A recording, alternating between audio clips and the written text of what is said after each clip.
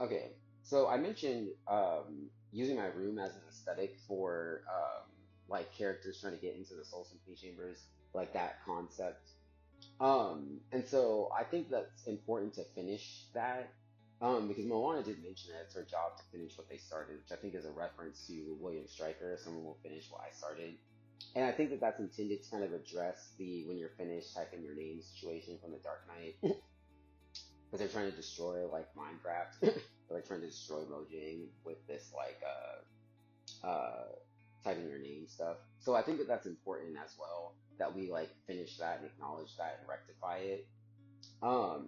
And so we can finish the like the characters trying to get into the Soul Symphony Chambers aspect of the story of the filming process by the acknowledgement that that's probably kind of similar to the Taka situation um, that was in uh, Moana, the first Moana film.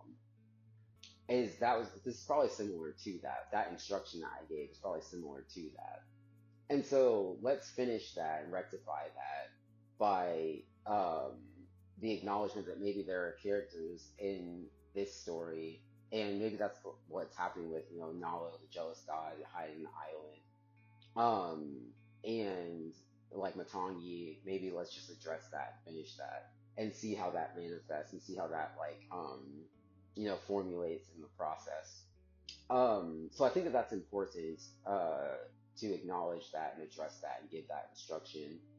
Um, and see like how that like manifests the characters in a sense. Because like the that creature that has like the blue eyes and like this like the mist seems to be emanating from. Um, and that seems to kind of resemble a Venus flytrap. Like that creature, I think is important, and maybe we can see how that manifests by because I gave that instruction before all of the trailer footage came out. So it would be smart to see how that like improves the situation by me actually communicating that and actually like providing an update on that, so that then people are aware of what's happening. Because I think what's happening is that they're voyaging based on the um, based on the tarps, like the sails of the ships, or the boats. So I think that that's really interesting because like maybe that's what's happening is they are like people are receiving like my instructions and like my updates, and that's probably like the equivalent of the sails like Moana and the way the original one. Like that's probably the equivalent of the sails, and so she's like, oh, I'm gonna go voyage because I'm receiving this call from the ancestors or whatever. So I think that that's important. I also think that the darkness of the movie, I think also has to do with the tapestries and the grandma, with Tala, because like she is telling the story of the reef and of the soul and heart, and her pouring that black ink, that black tar on that map actually looks exactly like Maui sealing the heart of Tafiti and the darkness spreading. So maybe the maps and her pouring that on there, that's similar to a very small amount of water that's in the fountain, that's in my like fountain flag, that has that whole mist that like reaches the whole globe and affects the clouds and stuff. So maybe that's symbolic. Maybe like the bowl that she has that has this liquid in it, like maybe that's actually hugely significant, and you can't tell if that's what it is because it's like dip. And so like I think even the mist in San Francisco is probably emanating from a very small point of origin, and I think that's what a lot of these movies are about. Is that like there's a very very powerful potent like substance that like is in there, like kind of how like a washing machine like laundry ball like has is loaded up with laundry detergent, but it like it washes the whole like load of clothes or whatever. So maybe that's like the actual solution to that, is that like that's how we can finish that up, is by like the acknowledgement that that darkness spreading probably has to do with the grandma telling the story incorrectly, and that acknowledges Tamatoa, because Tamatoa did say that the granny lied. And so I think that is really interesting because like maybe Moana in this film just has to acknowledge that that might be true. And it has to acknowledge that some of the darkness may have to do with her telling the story incorrectly. And with like the acknowledgement that she may have spread the same darkness that Maui spread. Like that looks like the exact same film, and there's even grass behind her. Like there's trees and stuff behind her. Because there's probably darkness that's spreading. That the exact same situation is probably happening with her, but it's subtle. You can't tell that it's happening because that black ink that she has in that bowl is probably way more significant. It also kind of seems like the paint from Toulouse, the cat that's in Aristocats. So that makes sense too. Is that it's very possible that that is what's happening. Is that like it may have to do with the art depictions being incorrect, with the story being told incorrectly, and maybe you have to actually guide them and be like, hey, this is actually the correct. Um, I've investigated this. Like we're investigating this together. This is a more correct depiction of what was happening than Tala, and maybe that is actually like maybe that's how you can actually actively guide the situation as opposed to like just trying to see what happens, day to day. You can actually like guide the situation because she is receiving the call from the ancestors, and maybe that is you.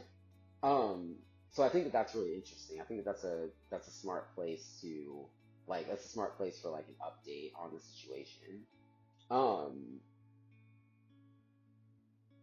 and yeah, I mean, so I think that's really what it is, and like the islands opening up. Like I think that that's also important too because like the movie I think has a lot to do with that. It has to do with the scale of the film and how Motafitu is an island that Nalo the jealous god is hiding that used to connect all of the islands.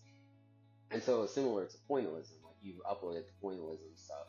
So I think that that's why that's important, is because I do think that that is what's happening. Nala, the jealous god, is trying to restrict people and trying to restrict all of the Voyagers. And I think the pointillism aspect of the film is that it's so much larger of a scale film than that, and it's probably something that is really like insignificant and kind of petty, probably, that is restricting the story um, to being limited to like Motunui. Because the whole point of the movie is that she's trying to reconnect the entire ocean. And so maybe this film is a huge, large scale film. You see the mountains that Moana and or Maui are climbing on. Like you see that mountain, but they also voyage across the whole ocean to get to that mountain. And so I think that that's why that's smart to have that be the update, because that I think is what's happening is like it's similar to the Ursula stuff. They're trying to like shrink people. They're trying to like make people be like lessen themselves so that like I don't know. I mean I think that the movie is literally about that, about how it is very restrictive what is happening to the world and to the country, and that's largely due to someone being really petty about something that about things that don't matter. And I think a lot of that just has to do with like scientific advancement and technology and liberalism, like the liberalism conservatism debate. It has to do with all of that. And I think that that's really what it is. Reconnecting the ocean, I think, begins there with the acknowledgement that the Moana films are huge scale film. The first one was a huge scale film. Frozen 2 was a much larger scale film than Frozen 1, and is still much smaller than the first Moana film. So just imagine how large of a scale the second Moana film is going to be. But that's the whole point, is they're sabotaging it due to stuff that is very petty and insignificant. And I think that that's what the movie is about. It's about opening the ocean and having it be white, like the Minecraft maps, like the cursor, like the point, um, like is green in the smaller maps and it's white in the larger maps. So like that's what's happening, and you have to instruct them on what is like on what makes it white and what is making it green. I think that that's really important. I think that's really smart. That's a really smart update. And yeah, so we can have that be like the update on like the characters trying to get into the Soul Singing Chambers, because that I think is a very similar phenomenon to Taka being like, and then Maui's like, nah, you cannot do it, or whatever. And so I think that that's really important because something similar to that is probably happening in this movie. And you have to instruct Moana possibly on what that scene of the movie is. I think that the ship sails also have to do with that because like her ship sail in the first movie and in this one has that exact spiral formation that Tafiti's heart has. So the grandma didn't mention that, but like the ship sails and like mobile travel, all of that was probably a huge factor in the movie because that is probably what has to be restored in this film. Because like I don't think it's a coincidence that that's the exact same spiral shape. And so I don't know if there's an object that we have seen. Maybe it's her necklace. Maybe I don't know what it is. But something has to be rectified with the ship sailing that is the exact same phenomenon. It's like the antipodal points that the Super Carlin brothers mentioned. That is the exact same phenomenon as the spiral restoration of Tafiti's heart. Something is up with people being mobile. I mean, they said that the ancient chiefs forbid voyaging.